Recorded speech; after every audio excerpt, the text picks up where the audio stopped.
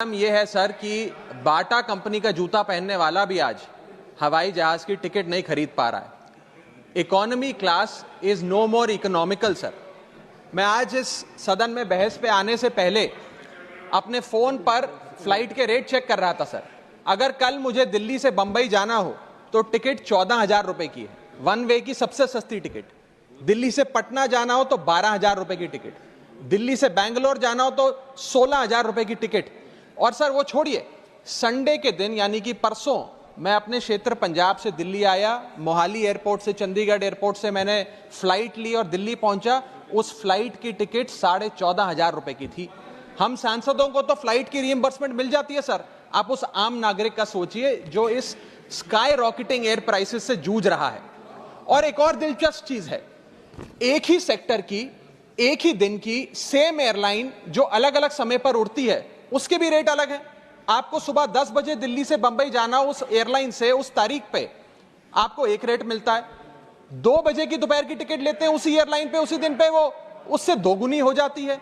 न जाने क्या लॉजिक है सर। हमें इस देश में एयर यात्रा को लग्जरी ट्रैवल नहीं बताना सर, आम ट्रैवल बनाना है जैसे कि ट्रेन का है। और सबसे बड़ी बात सर, इस देश में जहाज में उड़ना और जहाज में उड़ के अपनी मंजिल तक पहुंचना आज भी इस देश की बहुत बड़ी आबादी के लिए एक सपना है। अगर ट्रैवल की रफ्तार बढ़ेगी तभी इस देश की रफ्तार बढ़ेगी। सर दूसरा दर्द जो इस देश का आम आदमी रोज उससे जूझ रहा है वो है ओवर क्राउडेड एयरपोर्ट्स। सर आज हमारे देश के एयरपोर्ट्स बस अड्डे जैसे बन गए हैं। बस अड्डों से बदतर हालत, बदतर व्यवस्था देश के एयरपोर्ट्स पर है सर। सर टर्मिनल 1 चले जाइए दिल्ली के, टर्मिनल 2 चले जाइए दिल्ली के, आप हालात देखिए। सिक्योरिटी लाइन से लेकर चेक इन लाइन तक लोग लाइनों में खड़े हैं और लाइनों में खड़े हैं और उसके बाद उनकी फ्लाइट भी इस चक्कर में मिस हो जाती है। एक मुसाफिर सही समय पर फ्लाइट नहीं पकड़ पा रहा क्योंकि वो बेचारा चेक इन और सिक्योरिटी लाइन में ही फंसा रहता है। इतने ओवर क्राउडेड एयरपोर्ट्स आज हमारे देश के बन चुके हैं। सर आज यात्री का तीसरा दर्द, Honorable members, please let the honorable members speak. Please. Sir बोलने दीजिए। No, honorable members, please, honorable members. माननीय सदस्य, मेरा समय जा रहा है। Please let him speak. Sir आज एयरपोर्ट्स पर खाना इतना महंगा है, बाजार के मुकाबले 2 गुना 3 गुना दाम है। एक साधारण सी पानी की बोतल जो 20 रुपए की बाजार में मिलती है वो एयरपोर्ट के भीतर जाकर फूड आउटलेट पे 100 रुपए की मिलती है। आज यात्री जो इंतजार कर रहे हैं अपनी फ्लाइट का, वो पानी पीकर पेट भर रहा है कि कहीं 250 रुपए की चाय और 350 रुपए का समोसा ना खरीदना पड़ जाए। बताइए सर, एक आम आदमी एयरपोर्ट पर अपने जहाज का इंतजार करते हुए क्या एक चाय नहीं पी सकता? क्या इस पर कोई रेगुलेशन नहीं होना चाहिए? क्या कोई अफोर्डेबल कैंटीन का मैकेनिज्म नहीं होना चाहिए?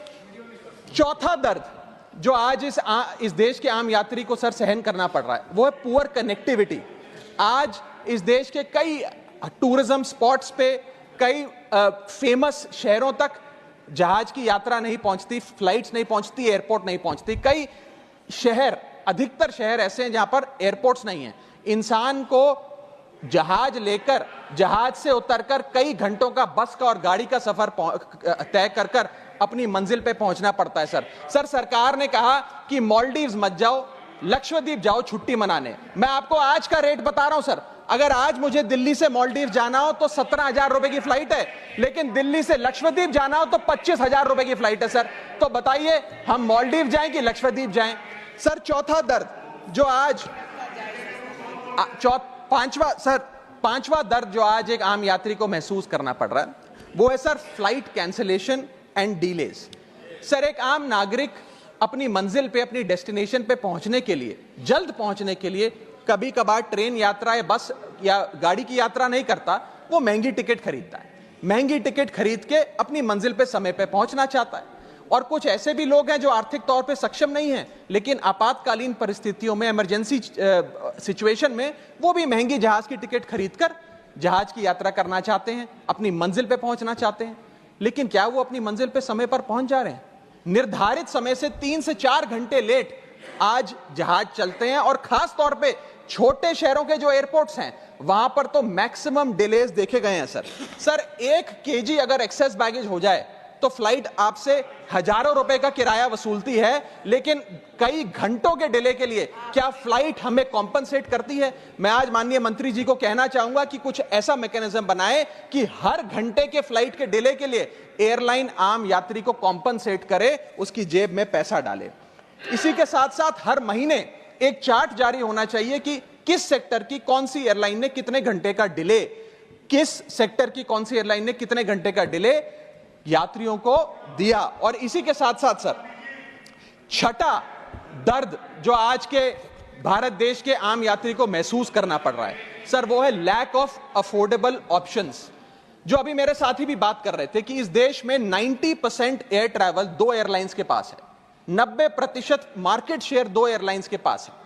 यानी कि एक हमने कार्टेल क्रिएट कर दिया, डुओपोली क्रिएट कर दी, यानी कि वो मनचाहे दाम पे मनचाही सर्विसेज देंगे, क्योंकि कोई कंपटीशन ही नहीं है, कोई प्रतिस्पर्धा नहीं है। Point of order. I'll have to take a point of order. One second. Bharat सरकार Point of order. Yes. न जाने सर, मैं तो एयरलाइन का बोल रहा हूं तो भी पेट में Just दर्द take हो a रहा point है of order. Please. 238A 238A. कोई सदस्य किसी अन्य सदस्य या लोकसभा के किसी सदस्य के विरुद्ध मानहानि कारक या अपराध में फंसाने वाले स्वरूप का कोई आरोप नहीं लगाएगा जब तक कि आरोप लगाने वाले सदस्य ने सभापति को संबंधित मंत्री को भी इसकी पूर्व सूचना न दी हो, ताकि मंत्री उत्तर दिए जाने के प्रयोजन के लिए इस विषय की जांच कर सके। Honorable members, there is no defamatory here. No defamation has पहले been. नासिर हुसैन जी ने जो बोला मैं उसके ऊपर कर रहा हूं। That of course, that has been taken into consideration. एक मिनट, इनका नहीं है। मैं मुझे पूरा करने दिए सर। परंतु सभापति किसी समय किसी सदस्य को ऐसा आरोप लगाने से मना कर सकेगा यदि उसकी राय में ऐसा आरोप राज्यसभा की गरिमा को घटाने वाला हो या उस आरोप को लगाने वाले से व्यक्ति कोई लोग इसका सिद्ध न हो। Thank you, honorable member. Thank you. Please continue. Sir इतनी विशाल जनसंख्या वाला हमारा देश है, और इतनी विशाल जनसंख्या वाले देश में मात्र दो ही कंपनियां हमारा पूरा एविएशन सेक्टर चला रही हैं। सर, सरकार लाई एक स्कीम जिसका नाम था उड़ान, जिसका फुल फॉर्म है उड़े देश का आम नागरिक। पर कैसे उड़े? ना फ्लाइट के उड़ने के ऑप्शन है, ना अफोर्डेबल टिकट है, ना फ्लाइट सही समय पर चलती है, तो कहां उड़े, कैसे उड़े? और सबसे बड़ी बात सर, जब से ये उड़ान स्कीम आई है, एक धारणा एविएशन सेक्टर में बनी हुई है कि जैसे ये स्कीम लागू हुई, दो एयरलाइन बंद हो गई, जेट एयरवेज और गो एयर, और तीसरी स्पाइस जेट बंद होने की कगार पे खड़ी है। तो अब लोग ये भी कहने लग गए हैं कि शायद उड़ान स्कीम एक बहुत बड़ा अपशगुन थी, और इसी के चलते आज हमारा देश का आम नागरिक प्लेन से वापस ट्रेन पे जा रहा है। सर, मेरा सातवां दर्द बैगेज चार्जेस और बैगेज डिलेज। सर, अगर आपका 1 kg बैगेज ओवरवेट हो जाए तो हजारों रुपए एयरलाइन आपसे एक्सेस बैगेज के चार्जेस वसूल लेती है। यहां तक कि कुछ लोग अब अपना सामान एयरपोर्ट पर फेंक के चले जाते हैं, बिकॉज उनके सामान में पड़ी वस्तुएं इतनी महंगी नहीं है जितना बैगेज चार्जेस एयरलाइन ले लेती हैं। और बैगेज के डिलेज देखिए सर, लंबा आपको इंतजार बैगेज बेल्ट पे करना पड़ता है कि कब हमारा बैग आएगा। जब स्क्रीन पर देखते हैं तो स्क्रीन पर लिखा आता है बैगेज ऑन बेल्ट, लेकिन बैगेज ऑन बेल्ट नहीं होता, सिर्फ 2-3 बिजनेस क्लास पैसेंजर्स का बैग आता है, और न जाने कितने मिनट एक आम नागरिक को इंतजार करना पड़ता है इस एक्सेस डिले के लिए। या इसको एक स्टैंडर्डाइज करने के लिए कोई प्रोसीजर सरकार को बनाना चाहिए।